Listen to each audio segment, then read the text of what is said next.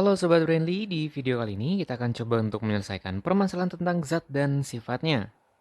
Jadi diketahui ini ada massa dari sebuah es dengan 200 gram massa esnya, kemudian suhunya yaitu negatif 5 derajat Celcius, dipanaskan dengan energi sebesar 50.000 kalori.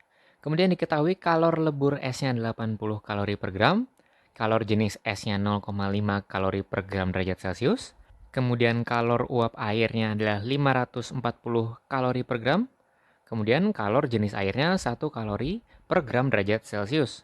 Yang ditanyakan, apa wujud es pada akhir pemanasannya? Berarti dengan dipanaskan sebesar 50.000 kalori tersebut. Nah, kita akan coba menjawabnya. Jadi pertama-tama kita harus tahu kalau bentuk seperti ini, yaitu dari es, berarti grafiknya kira-kira seperti ini ya. Nah, jadi grafiknya dari negatif 5 di sini, negatif 5 derajat Celcius, kemudian naik ke 0 derajat, kemudian terjadi peleburan di 0 derajat.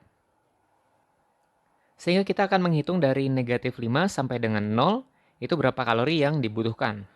Jadi rumusnya adalah Q sama dengan MC delta T.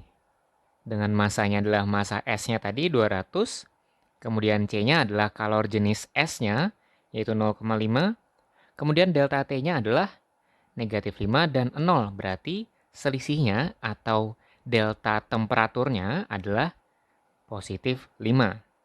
Nah, 200 dikali 0,5 atau dibagi setengah berarti 100, 100 dikali 5, berarti Q-nya ini adalah 500 kalori. Nah, ini yang pertama atau yang bagian sini. Nah, selanjutnya kita akan menghitung bagian Q dari peleburan esnya. Jadi di sebelah sini kita akan hitung.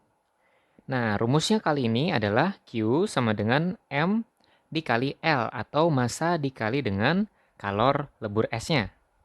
Jadi massanya 200 gram dikalikan dengan kalor lebur esnya 80.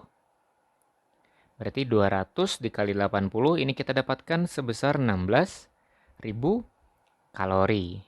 Nah, ini kita jumlahkan. Jadi menjadi Q total.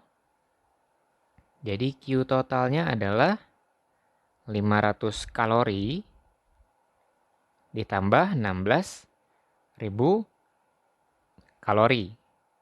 Itu kita dapatkan sebesar 16.500 kalori.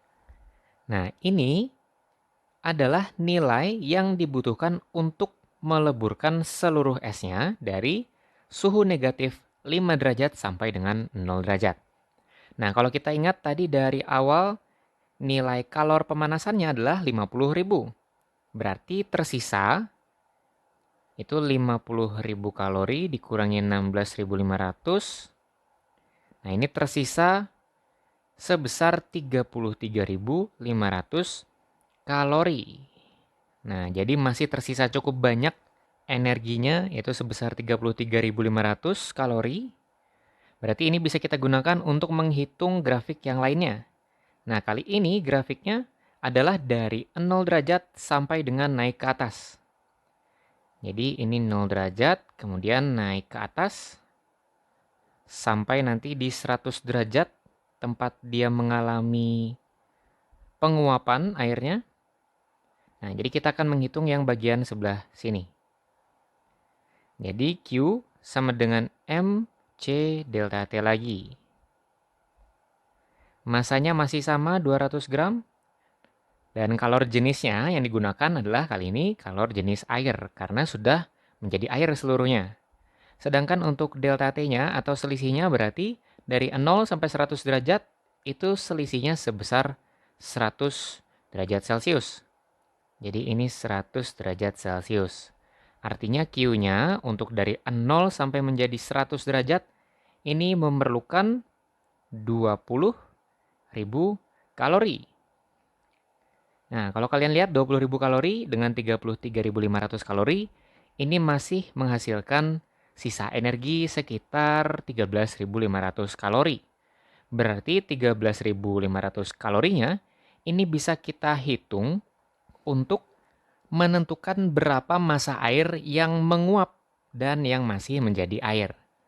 Nah, jadi kalau kalian lihat ini kan dari 0 sampai 100 derajat ya. Titik didih air sampai 100 derajat, sisanya menguap jika sudah mencapai 100 derajat. Kita bisa menghitung menggunakan rumus Q sama dengan M dikali L. Dengan Q tersisanya tadi 13.500, kemudian masanya kita cari, kalor uap airnya 540. Ini kita aljabarkan, kita pindah. Jadi M-nya sama dengan 13.500 dibagi 540. Nah, ini kita dapatkan masanya yang menguap atau air yang menguap dengan sisa energinya itu sebanyak 25 gram. Sehingga jawabannya ini bisa kita simpulkan bahwa sebagian airnya itu masih berwujud air dan sisanya sebesar 25 gram berwujud menjadi gas. Berarti jawabannya adalah yang A, yaitu sebagian masih cair dan sebagian menjadi gas atau uap air. Lebih tepatnya sebesar 25 gram. Oke, jadi cukup jelas ya. Selamat belajar Sobat Brainly dan salam edukasi.